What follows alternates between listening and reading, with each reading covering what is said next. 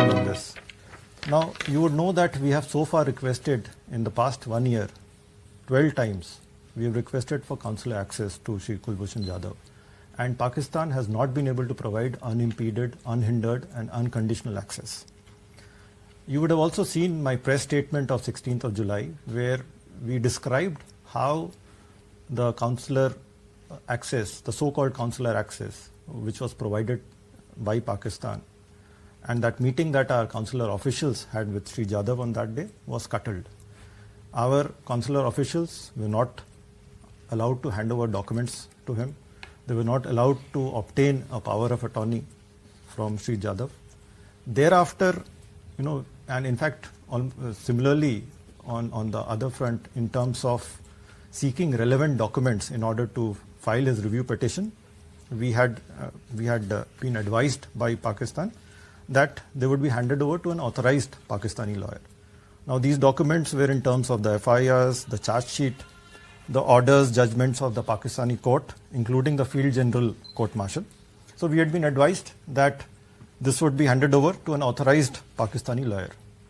Now, India appointed a lawyer and we wanted to obtain the relevant documents, but to our surprise, when the authorized lawyer went to the concerned authorities, his request was declined.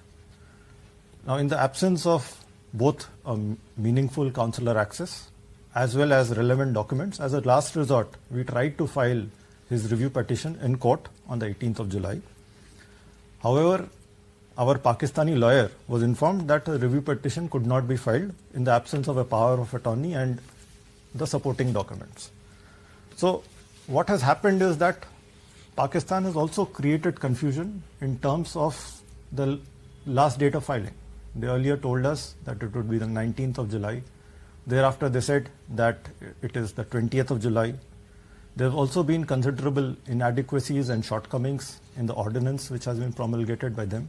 It in no way does it fulfill or does it give complete weight to the judgment of the ICJ.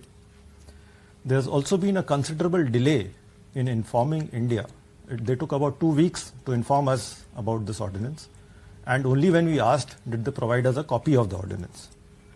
So what appears is that Pakistan's actions with regard to the ordinance, the whole exercise of not providing documents as requested by us, of not providing unhindered, unimpeded and unconditional consular access, as well as some of the reported unilateral action of recently approaching the High Court, all of it again exposes the complete farcical nature of Pakistan's approach.